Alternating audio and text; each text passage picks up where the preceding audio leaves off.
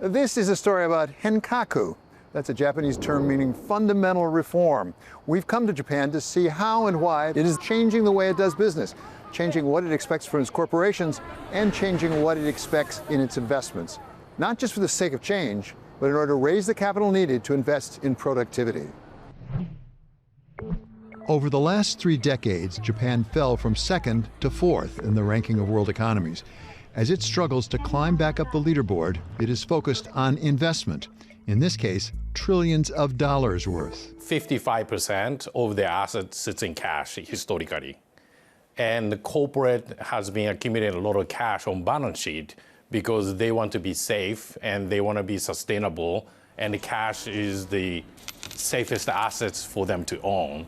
So even though the rate is the lowest in the world, the ratio of the cash on balance sheet among all the corporates was the highest in the world. That must be a lot of cash. It is.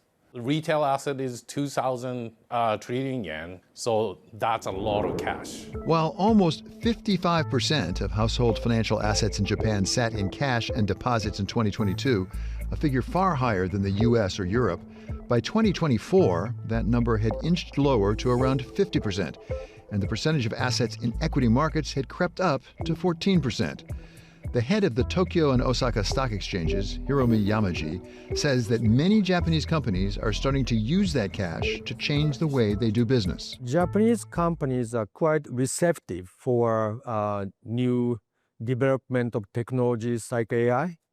I think Japanese companies are early adopters of new technologies. But at the same time, how do we take advantage of those new technologies that, you have to be quite serious how to utilize in what kind of areas. So now we are still in the very early stage, but I think Japanese companies are quite receptive to those new ideas. Japan is, I think, well positioned for the industrial renaissance. The energy shift, supply chain breakdown, and they need to rebuild it. AI changes. There are a lot of big themes going on where companies need a lot of capex, and the size of the new finance needs is growing so fast that the big demand for the capex will create a lot of demand for new finances, which a lot of capital can shift to. Japan may have a big need for investment. It may have the capital that's needed.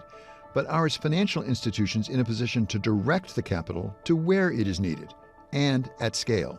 Japan is I would say like many economies. If you think about the structure of the Japanese market, it is primarily 2 financial products: bank debt and equity.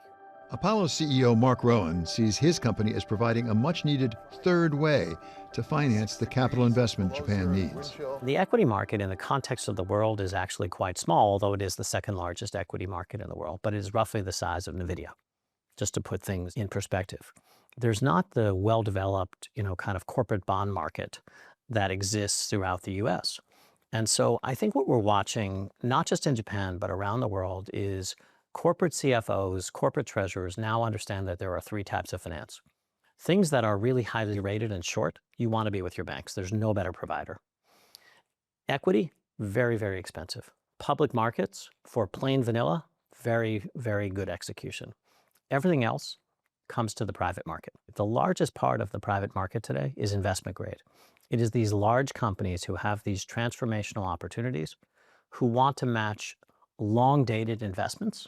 And most of what we're doing is long-dated with long-dated capital. And that is not what the banking system does well. That is not what the public markets do well. And so you're seeing this extraordinary growth. In the US, we've seen it in lots of ways. Meta's financing last year at some 30 billion.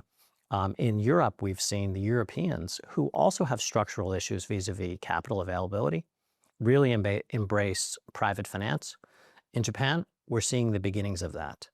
The work we've done with Sony, the work we've done with SMBC, the work we've done in financing buy now, pay later Japanese companies is beginning to open up in the minds of CFOs and treasurers that there's just another alternative.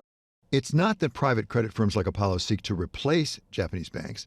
Apollo's team says that it can supplement what the banks do. The public credit market is very, very small.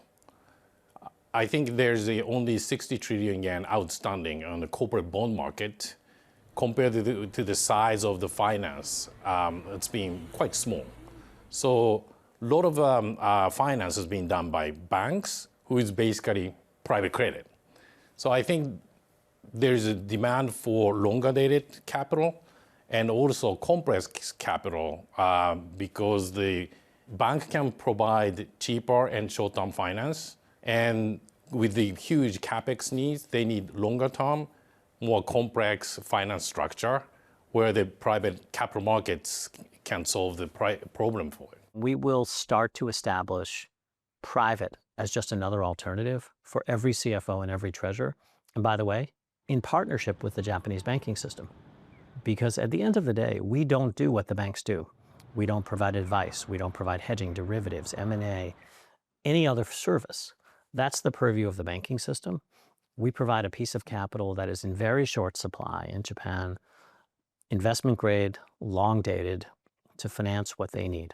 It's growing gradually, and I think it's a good alternative investment vehicle, alternative funding vehicle from the viewpoint of the companies. As you said, used to be banks were the main creators, but in these days, because of the banking industry has so many restrictions, capital restrictions, kind of things, and so their capability to provide lending to a private sector is getting to a limited amount. So I think private credit can play a bigger role in Japan as well. Firms like Apollo Global Advisors may see an important opportunity in the newly evolving Japanese markets. But are Japanese investors and companies receptive to adding private market alternatives to their means of financing? As you go out into the Japanese market, what resistance do you get to these new forms of investment vehicles? I don't think it's resistance. I think, again, just like in the wealth market, this is about education. In many instances, we are not going to Japanese corporates directly. We're going with their longtime banker. In some instances, particularly when Japanese companies are financing overseas, we'll deal with them directly. Our team here is unbelievable. From our chairman, Tanaka-san, to the head of our Asian business, Ueda-san. These are very well-known, very substantive individuals who have been at the cutting edge of finance for a very long time. The weight we have put here, the intellectual capital we've put here, is second to none. I think we're at the beginning of a trend, but I think this is going to be just a fascinating market for any number of reasons. I have never seen a business strategy or an investment that doesn't have some downside risk. So what are the possible downside risks to this bright new future that you see? Well, look, the downside risks are the same risks that exist around the world. So for me, the way I describe it is in my business career, most of the time, or I'd say 95% of the outcomes are between two sidelines. And sometimes we like what's on the playing field, and sometimes we don't. Sometimes the economy is better or worse. Sometimes the capital markets are better or worse, valuations better or worse. But we know how to navigate those things. And the chance of an outside the sidelines outcome was small and unpredictable. That's my normal setup. Today, I only think 75% of the outcomes are between the two sidelines. And what's between the two sidelines is amazing. Capital cycle, growth, employment, inflation coming down on a worldwide basis, lots of opportunity. But we can't ignore that there is an increased risk of an out-of-the-box, out-of-expected outcome. And it's of a magnitude that investors, people like us, need to pay attention to that. And yes, there's always the credit cycle. I don't think that's what we're talking about. I think we're talking about geopolitics. I think we're talking about government deficits. I think we're talking about rates up and rates down. And so for the first time in a very long time, we are trying to address outcomes that perhaps could occur outside of what we normally see in front of us. But absent one of those outside the sidelines events, Rowan sees his firm as well positioned for a bright future in Japan. When I look at our toolkit starts with retirement services. We have been here any number of years. We are a very large reinsurance player to the Japanese market, and we are creating products for Japanese retirees. Second, we're a provider of capital to industry, whether it's Sony or SMBC or others. Third, we are in the buyout business here. This is one of the best buyout businesses here. You've met with some of our portfolio companies or companies we've had an investment in here. It is a very robust market and a very interesting market. The capital coming off the sidelines from households is looking for better rates of return now that they are facing 3% inflation. And I expect this to be a very promising wealth market where people want safe yield. They want defensive equity. They want the kinds of things that have been available institutionally around the world for a long time that are now available as wealth products.